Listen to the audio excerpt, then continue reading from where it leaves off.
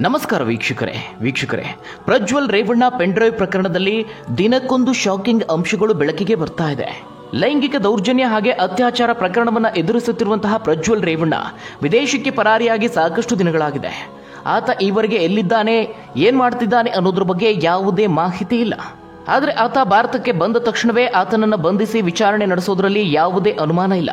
ಈ ವಿಚಾರ ಒಂದು ಕಡೆ ಆದರೆ ಮತ್ತೊಂದು ಕಡೆ ಈ ಒಂದು ಅಶ್ಲೀಲ ವಿಡಿಯೋಗಳಿರುವಂತಹ ಪೆನ್ಡ್ರೈವ್ಗಳನ್ನು ಹಾಸನದ ಬೀದಿಗಳಲ್ಲಿ ಚೆಲ್ಲಾಡಿದಂತಹ ಕಿಡಿಗೇಡಿಗಳ ಬಂಧನಕ್ಕೂ ತೀವ್ರವಾದಂತಹ ಒತ್ತಡ ಹೆಚ್ಚಾಗ್ತಾ ಇದೆ.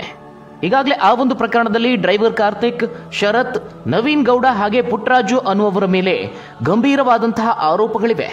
ಆ ಒಂದು ಅಶ್ಲೀಲ ಪೆನ್ಡ್ರೈವ್ ಸಿಕ್ಕ ತಕ್ಷಣವೇ ಅದನ್ನು ಕಾನೂನಿಗೆ ಒಪ್ಪಿಸಿದ್ರೆ ಈ ರೀತಿಯಾದಂತಹ ಸಮಸ್ಯೆ ಎದುರಾಗ್ತಾ ಇರಲಿಲ್ಲ. ಇವತ್ತು ಆ ಪೆನ್ಡ್ರೈವ್ ವೈರಲ್ ಆದ ಕಾರಣದಿಂದಾಗಿ, ಆ ವಿಡಿಯೋಗಳು ವೈರಲ್ ಆದ ಕಾರಣದಿಂದಾಗಿ ಹಲವು ಮಹಿಳೆಯರು, ಅಂದ್ರೆ ಆ ವಿಡಿಯೋದಲ್ಲಿದ್ದಂತಹ ಹಲವು ಸಂತ್ರಸ್ತ ಮಹಿಳೆಯರು ಇವತ್ತು ಸಮಾಜದಲ್ಲಿ ತಲೆ ಎತ್ತುಕೊಂಡು ಬದುಕುವಂತಹ ಪರಿಸ್ಥಿತಿಯಲ್ಲಿ ಇಲ್ಲ. ಇದರಿಂದಾಗಿ ಎಷ್ಟೋ ಹೆಣ್ಣು ಮಕ್ಕಳ ಜೀವನ ಅತಂತ್ರ ಸ್ಥಿತಿಗೆ ತಲುಪಿದೆ.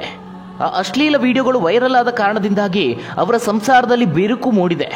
ಕೇವಲ ಇದಿಷ್ಟೇ ಅಲ್ಲ, ಇದನ್ನು ಹೊರತುಪಡಿಸಿ ಮತ್ತೊಂದು ಶಾಕಿಂಗ್ ವಿಚಾರ ಬೆಳಕಿಗೆ ಬಂದಿದೆ. ಆಘಾತಕಾರಿ ವಿಚಾರ ಕೇಳಿ ಬಂದಿದೆ. ನಾಗಮಂಗಲದ ಮಾಜಿ ಶಾಸಕ ಸುರೇಶ್ ಗೌಡ ಅವರು ಈ ವಿಚಾರಕ್ಕೆ ಸಂಬಂಧಿಸಿ ಒಂದು ಶಾಕಿಂಗ್ ಹೇಳಿಕೆಯನ್ನು ನೀಡಿದ್ದಾರೆ. ಈ ಒಂದು ಪೆನ್ಡ್ರೈವ್ ಬಿಡುಗಡೆಯಿಂದಾಗಿ ಎಷ್ಟೋ ಹೆಣ್ಣು ಮಕ್ಕಳ ಸಂಸಾರದಲ್ಲಿ ಬಿರುಕು ಮೂಡಿದೆ. ಇದರಿಂದಾಗಿ 3-4 ಹೆಣ್ಣು ಮಕ್ಕಳು ಆತ್ಮಹತ್ಯೆಗೂ ಯತ್ನಿಸಿದ್ದಾರೆ ಅನ್ನುವಂತಹ ಆಘಾತಕಾರಿ ಹೇಳಿಕೆಯನ್ನು ನೀಡಿದ್ದಾರೆ. ಇದರ ಬಗ್ಗೆ ಇನ್ನಷ್ಟೇ ಹೆಚ್ಚಿನ ಮಾಹಿತಿ ಲಭ್ಯವಾಗಬೇಕಾಗಿದೆ.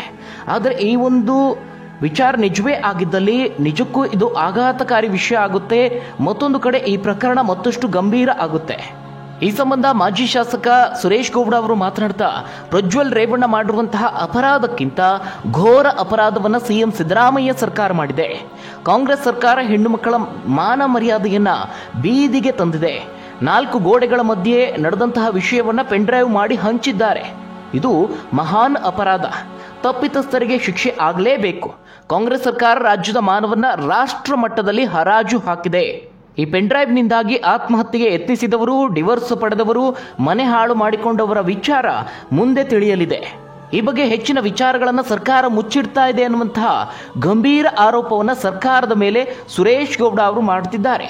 ಹೆಚ್ಚು ದಿನ ಆ ವಿಚಾರಗಳನ್ನು ಸರ್ಕಾರ ಮುಚ್ಚಿಡೋದಕ್ಕೆ ಆಗಲ್ಲ ಅಂತ ಆಕ್ರೋಶವನ್ನು ವ್ಯಕ್ತಪಡಿಸುತ್ತಿದ್ದಾರೆ. ಸಾಕಷ್ಟು ಜನ ಈ ಒಂದು ಪ್ರಕರಣದಲ್ಲಿ ಬೇರೆ ಬೇರೆ ವಿಚಾರಗಳನ್ನು ಎಳೆದು ತರಲಾಗ್ತಿದೆ, ಪ್ರಕರಣದ ದಿಕ್ಕನ್ನು ತಪ್ಪಿಸಲಾಗ್ತಿದೆ ಅನ್ನುವಂತಹ ಮಾತನಾಡ್ತಿದ್ದಾರೆ. ಅದಷ್ಟೇ ಅಲ್ಲ, ಕೆಲವರಂತೂ ಈ ಒಂದು ಪೆನ್ಡ್ರೈವ್ ಅನ್ನು ವೈರಲ್ ಮಾಡಿದವರಿಗೆ ಧನ್ಯವಾದ ಅನ್ನುವ ಅರ್ಥದಲ್ಲಿ ಕಮೆಂಟ್ಗಳನ್ನು ಮಾಡ್ತಿದ್ದಾರೆ, ಸೋಷಿಯಲ್ ಮೀಡಿಯಾದಲ್ಲಿ ಹೇಳಿಕೆಗಳನ್ನು ನೀಡ್ತಿದ್ದಾರೆ. ಆದರೆ ಕಾನೂನಿನ ಪ್ರಕಾರವಾಗಿ ಅತ್ಯಾಚಾರ ಎಸಗುವುದು ಎಂತಹ ಮಹಾನ್ ಅಪರಾಧವೋ ಅಷ್ಟೇ ಅಪರಾಧ ಆ ವಿಡಿಯೋಗಳನ್ನು ಮಾಡುವುದು, ಹಾಗೆ ಅದನ್ನು ಬೇರೆ ಬೇರೆ ರೀತಿಯಲ್ಲಿ ವೈರಲ್ ಮಾಡುವುದು ಸಹ ಮಹಾನ್ ಅಪರಾಧ. ಇಲ್ಲಿ ಪ್ರಜ್ವಲ್ ರೇವಣ್ಣ ಮಾಡಿದಂತಹ ತಪ್ಪಿಗೆ ಖಂಡಿತವಾಗ್ಲೂ ಶಿಕ್ಷೆ ಆಗಲೇಬೇಕು, ಹಾಗೇ ಆಗುತ್ತೆ. ಅದೇ ರೀತಿಯಾಗಿ ಪೆನ್ಡ್ರೈವ್ ಅನ್ನು ವೈರಲ್ ಮಾಡಿದಂತಹ ಕಿಡಿಗೇಡಿಗಳಿಗೂ ಸಹ ಅಷ್ಟೇ ಕಠಿಣವಾದಂತಹ ಶಿಕ್ಷೆಯನ್ನು ನೀಡಲೇಬೇಕಾಗುತ್ತೆ. ಯಾಕಂದ್ರೆ ಪೆನ್ಡ್ರೈವ್ ಸಿಕ್ಕ ತಕ್ಷಣವೇ ಅದನ್ನು ಪೊಲೀಸರಿಗೆ, ಸ್ಥಳೀಯ ಪೊಲೀಸರಿಗೆ ಒಪ್ಪಿಸಿದ್ರೆ ಈ ರೀತಿಯಾದಂತಹ ದುಷ್ಕೃತ್ಯಗಳು ನಡೀತಾ ಇರಲಿಲ್ಲ. ಅದನ್ನು ರಾಜಕೀಯವಾಗಿ ಬಳಸಿಕೊಳ್ಳಲಾಗ್ತಾ ಇರಲಿಲ್ಲ. ಹೀಗಾಗಿ ಒಂದು ಪ್ರಜ್ವಲ್ ರೇವಣ್ಣ ಬಂಧನ ಆಗಬೇಕು, ಕಠಿಣ ಶಿಕ್ಷೆ ಆಗಬೇಕು. ಮತ್ತೊಂದು ಕಡೆ ಪೆನ್ಡ್ರೈವ್ ವೈರಲ್ ಮಾಡಿದವರಿಗೂ ಸಹ ಅಷ್ಟೇ ಕಠಿಣವಾದಂತಹ ಶಿಕ್ಷೆ ಆಗಲೇಬೇಕು. ಪೆನ್ಡ್ರೈವ್ನಲ್ಲಿರುವಂತಹ ಮಹಿಳೆಯರ ಫೋಟೋಗಳನ್ನು ಬ್ಲರ್ ಮಾಡದೆ ರಿಲೀಸ್ ಮಾಡಲಾಗಿದೆ. ಇದರಿಂದ ಅದೆಷ್ಟೋ ಮಹಿಳೆಯರಿಗೆ ತೊಂದರೆ ಆಗ್ತಾ ಇದೆ. ಪರಿಚಯದವರೋ ಕುಟುಂಬದಲ್ಲೋ ಯಾರಾದರೂ ಅದನ್ನು ನೋಡಿದಂತಹ ಜನ ಆ ಹೆಣ್ಣು ಮಕ್ಕಳಿಗೆ ಮುಂದೆ ಯಾವ ರೀತಿಯಾದಂತಹ ಗೌರವ ಕೊಡ್ತಾರೆ, ಮುಂದೆ ಅವರನ್ನು ಯಾವ ರೀತಿಯಾಗಿ ನೋಡ್ತಾರೆ ಅನ್ನುವಂತಹ ಕನಿಷ್ಠ ಜ್ಞಾನವೂ ಇಲ್ಲದಂತೆ ಕಿಡಿಗೇಡಿ ಕೃತ್ಯವನ್ನು ಎಸಗಲಾಗಿದೆ. ಹೀಗಾಗಿ ಅತ್ಯಾಚಾರ ಎಸಗಿದವರು, ಅದನ್ನು ವೈರಲ್ ಮಾಡಿದವರು, ಎರಡೂ ನೀಚ ಕೃತ್ಯಗಳಿಗೂ ಕಠಿಣ ಶಿಕ್ಷೆ ಆಗಲೇಬೇಕಾಗಿದೆ. ಇನ್ನು ಪ್ರಕರಣದ ಕುರಿತಾಗಿ ತನಿಖೆ ನಡೆಸುತ್ತಿರುವಂತಹ ವಿಶೇಷ ತನಿಖಾ ತಂಡದ ವಿರುದ್ಧವಾಗಿಯೇ ಸಾಕಷ್ಟು ಆಕ್ರೋಶಗಳು ಕೇಳಿ ಬರ್ತಾ ಇದೆ. ಇದರಲ್ಲಿ ಹೊಸ ಬೆಳವಣಿಗೆ ಏನಪ್ಪಾ ಅಂತ ಹೇಳಿದ್ರೆ, SIT ತಂಡದ ಪರವಾಗಿ ಪ್ರಕರಣದಲ್ಲಿ ವಾದವನ್ನು ಮಂಡಿಸ್ತಾ ಇದ್ದ ವಿಶೇಷ ಪಬ್ಲಿಕ್ ಪ್ರಾಸಿಕ್ಯೂಟರ್ BN ಜಗದೀಶ್ ಅವರು ತಮ್ಮ ಸ್ಥಾನಕ್ಕೆ ರಾಜೀನಾಮೆಯನ್ನು ನೀಡಿದ್ದಾರೆ. ಇದರಿಂದಾಗಿ ರಾಜ್ಯ ಸರ್ಕಾರಕ್ಕೆ ಭಾರೀ ಹಿನ್ನಡೆ ಉಂಟಾಗಿದೆ.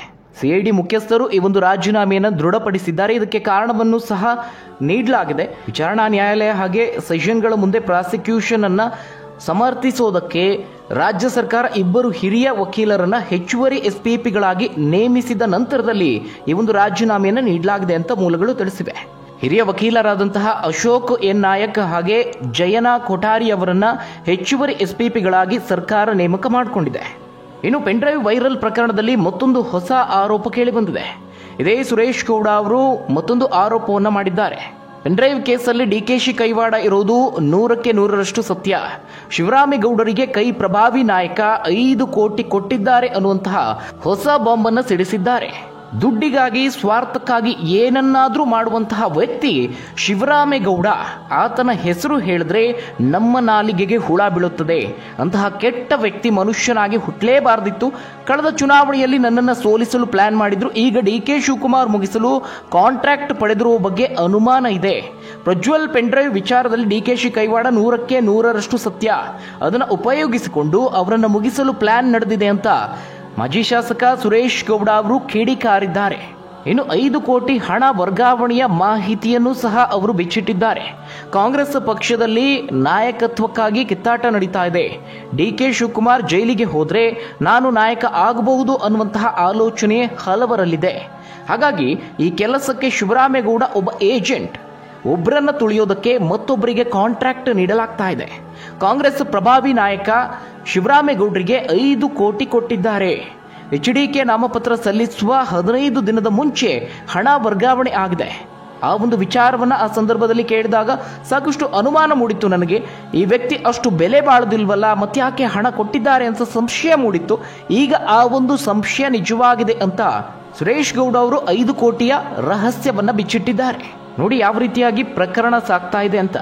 ಪೆನ್ಡ್ರೈವ್ ವೈರಲ್ನಿಂದ ಶುರುವಾದಂತಹ ಪ್ರಕರಣ ಈಗ ಬೇರೆ ಬೇರೆ ಹೊಸ ಹೊಸ ಆರೋಪಗಳಿಗೆ ಕಾರಣವಾಗ್ತಾ ಇದೆ. ಹೊಸ ವಿಚಾರಗಳು ಹೊರ ಬರ್ತಾ ಇದೆ.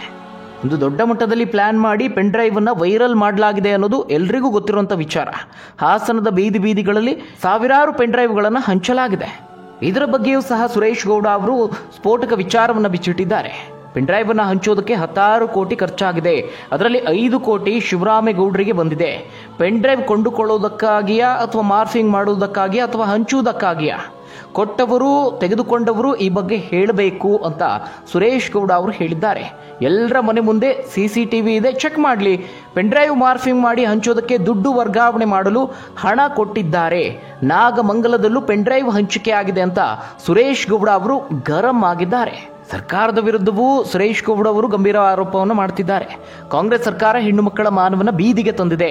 ಪ್ರಜ್ವಲ್ ಮಾಡಿದ ಅಪರಾಧಕ್ಕಿಂತ ಘೋರ ಅಪರಾಧವನ್ನ ಈ ಸರ್ಕಾರ ಮಾಡಿದೆ. 4 ಗೋಡೆಗಳ ಮಧ್ಯೆ ನಡೆದಂತಹ ವಿಷಯವನ್ನ ಪೆನ್ಡ್ರೈವ್ ಮಾಡಿ ಹಂಚಿದ್ದಾರೆ. ಇದು ಮಹಾನ್ ಅಪರಾಧ. ತಪ್ಪಿತಸ್ಥರಿಗೆ ಶಿಕ್ಷೆ ಆಗಲೇಬೇಕು. ಎಷ್ಟೋ ಹೆಣ್ಣು ಮಕ್ಕಳ ಸಂಸಾರದಲ್ಲಿ ಬಿರುಕಾಗಿದೆ. ಈ ಪ್ರಕರಣದಲ್ಲಿ 3-4 ಆತ್ಮಹತ್ಯೆ ಯತ್ನವೂ ಕೂಡ ಆಗಿದೆ ಅನ್ನುವಂತಹ ಮಾಹಿತಿಯನ್ನು ತಿಳಿಸಿದ್ದಾರೆ. ಇನ್ನು ವಿಡಿಯೋದಲ್ಲಿ ಭಾಗಿಯಾಗಿದ್ದಾರೆ ಎನ್ನಲಾದ ಸರ್ಕಾರಿ ಅಧಿಕಾರಿಗಳಿಗೆ ಬ್ಲಾಕ್ ಮೇಲ್ ಮಾಡಲಾಗ್ತಾ ಇದೆ. ಕಾಂಗ್ರೆಸ್ ಪಕ್ಷದ ಮುಖಂಡರು ಆ ಅಧಿಕಾರಿಗಳನ್ನು ಹೆದರಿಸುತ್ತಿದ್ದಾರೆ. ಹಣಕ್ಕಾಗಿ ಬೇರೆ ರೀತಿ ಉಪಯೋಗಿಸಿಕೊಳ್ಳಲು ಪ್ರಯತ್ನ ಮಾಡ್ತಿದ್ದಾರೆ.